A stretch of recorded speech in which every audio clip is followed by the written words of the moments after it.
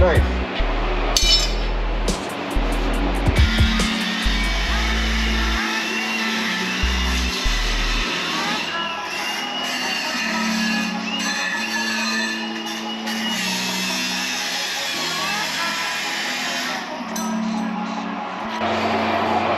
Same thing on that other side, I matched it, so it does go all the way over to the edge, and it matches the rocker here.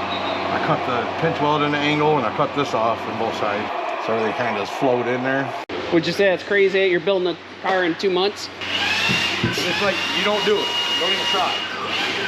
You want to know the truth? Yeah. Surprised Dave went along with it. Dave usually would have been like, ain't no way, ain't happening. You built this car in 2 months.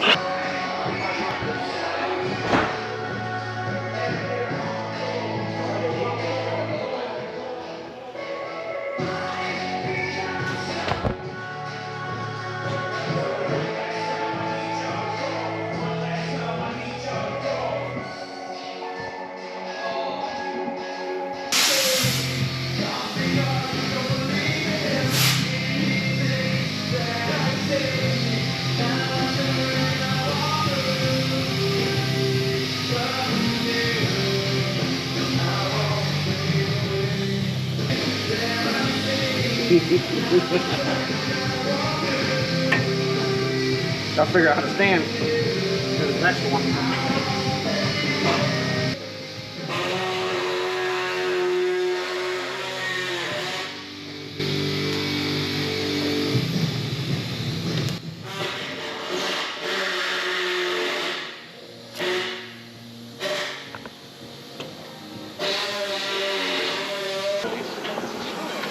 Jump inside the car, and I'll hold this up, or what's the plan? How long does it take? We don't know where we're going to put it. So right here, no, we're going to put the angle in. Yeah, I know it's part of that hole.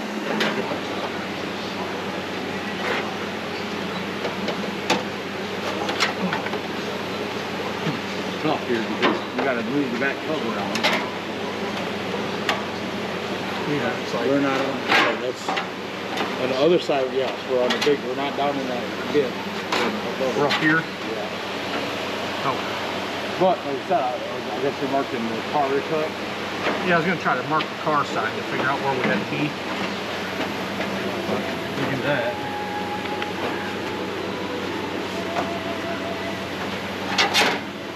Idea. We're probably pretty close there. You're cutting the car. If you're cutting the car, I feel comfortable. If you're trying to cut the tub or the metal piece, I'm freaking out. No, I'm trying to figure out where I need to cut the car to.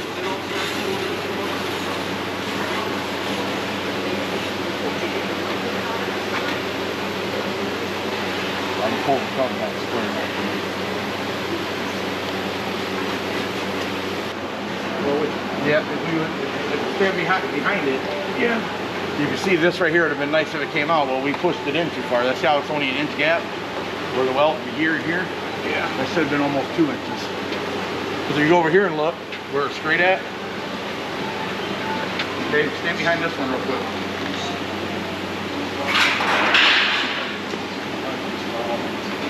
Push, because if you don't.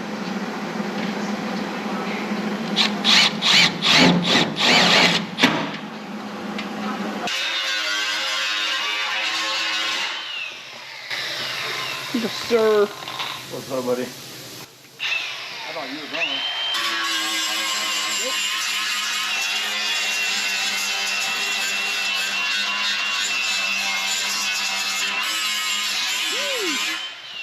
What? Woo!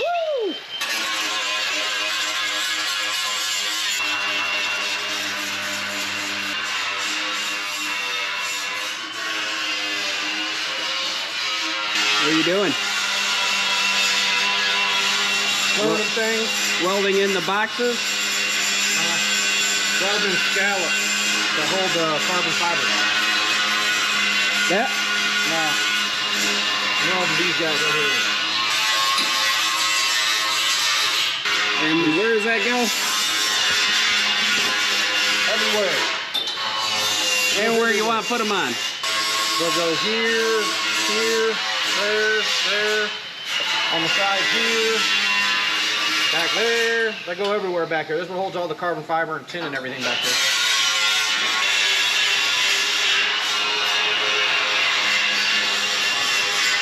There we go. I got that one.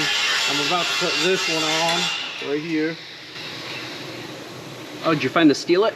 No, we want to set the floors in the car. So we just threw some paint on the top of the bars, at least. VHD? Yeah, this is actually Raptor liner roll bar paint. Yeah. But we just wanted to get something on the top of the bars at least so we can set the floor pans in. Okay.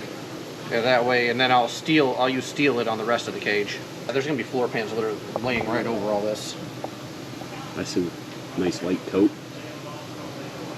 Yeah, just a quick little dust coat just to have something on the bars. Ooh. It's getting to be tight quarters in here. Can't hardly move anywhere. Having fun with the jungle gym.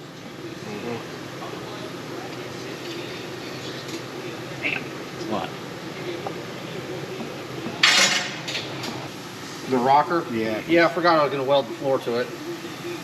Honestly, I was like, oh, sweet, I'll get some paint on this too when I'm at it. Yeah. And as I was sitting here talking to Greg about the floor, I thought about the fact of, oh man, I got to stitch weld the floor to that. And I've already painted it. Yeah. Did you cut the holes out bigger for the front bars already? Yeah, I did that, grinded all the way around it, cleaned up all the welds, so that's Yeah, pretty much you just got to take an 1 5/8 bar and stick it on it from the edge and already did. cut the whole thing. Jeez. Well, that's all done. Only thing we're gonna do once it gets in here is take your spot weld cutter and cut holes out where it's sitting on the bars so you can fill it. Yeah. Just a little. Yeah. Where'd you get the cage material from? This is from Moore Race Chassis. Moore's. Jeez, that's a The wild one. biggest complaint I see people are gonna say is that we built it on a hoist. So? But the frame table is a better way to go, jig it up. But we have a whole day into getting the whole chassis level before we even started. And then the hoist chassis never moved. It sat on the locks and literally, we sat it on the locks until we had the whole thing tacked together before we moved it. Well, how did you level it? Did you put boards or anything under it or something? Or? Metal we use shims and C-clamps. So once I we see put the it on C-clamps down there. Yeah, so we shimmed all of it where it needed shims and we C-clamped it down. We gotta go up, go forward. Out, down. Out, out, out.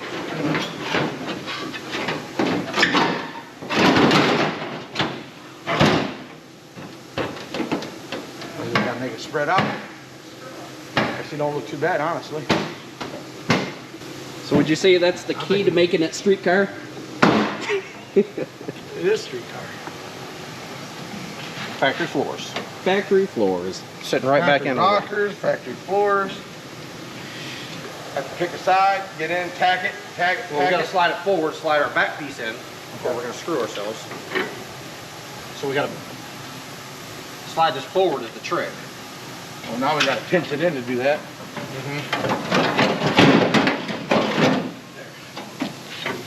Then It'll start looking like a car.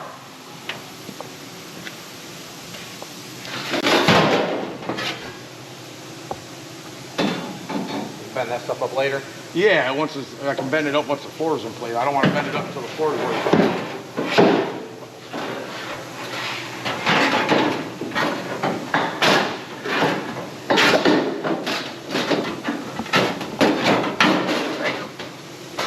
Wow, fits pretty good. Because we're trying to stretch it out, and if we can get it down low enough where this goes underneath, it'll help push it. Only bad thing is you tacked it to the floor here. We need this to go on the outside of this. If this goes on the outside, it pushes out. This piece needs to go over the top of this to push outward. What I was saying, either way. You gotta I pick can't go where you want. forward no more though, I'm hitting.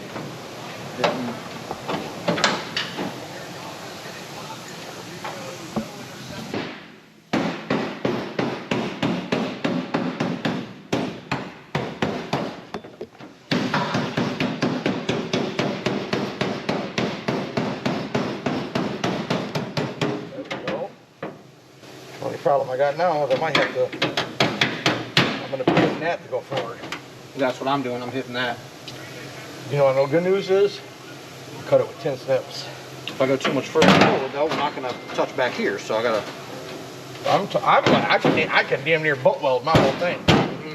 That's close. No, out of curiosity, could you just like get a lot of tacks on it and then seam seal a couple That's what other we're- areas? Yeah, we're just gonna stitch weld it now. So if that's the case, you'd be fine. Yeah, when you push that down, it gets... Well, we're gonna have to give somewhere or add strip somewhere. We can push back and add a strip up front like you were talking about. Probably the best, smartest thing to do.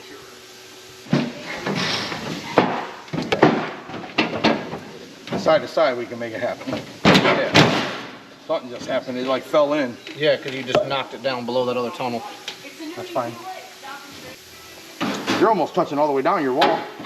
Yeah, that works. Like not where we're gonna have to seam seal.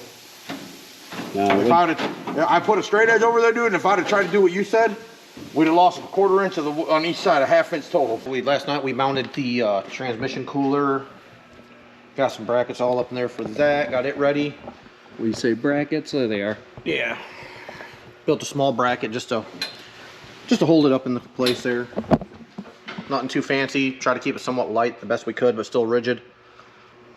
Kind of started getting an idea for what we're going to do for mounting the seat. We got our seatbelt stuff figured out. We kind of started figuring out where we're going to mount our fuse boxes and stuff, and where all the wiring is going to route and run. Oh, I see. Trying to get an idea. Yeah. So you're gonna. Oh, okay, so you're setting the seats on those plates. Yeah, there's going to be tubes that come up off the plates that support the seat, and then the seat belts actually are what support you technically. They're going to be going down to the frame of the roll cage. And so we were just trying to figure out some stuff for like all of our wiring last night, kind of get everything laid out, get an idea, see where we're at. We've got the dash fitted back in. It's dusty and dirty, of course, but we got it fitted back in place, so we knew where the steering column would center up, so we can weld all of our tabs for mounting the steering column. So we got the Fuel Tech mount from Motion, so that'll clamp on here, and our Fuel Tech screen to sit right up in here, and I'll have this lined with carbon fiber. So behind is kind of like a blank area. Mm-hmm. You know, all the ball joints are tightened, all the steering's tightened, the steering rack's on. Did you have to do any kind of rebuild kit on the? No, I just have to take and pull these apart and grease them. Okay. I'm gonna put fresh grease and stuff before we go. Oh, that new what type of grease?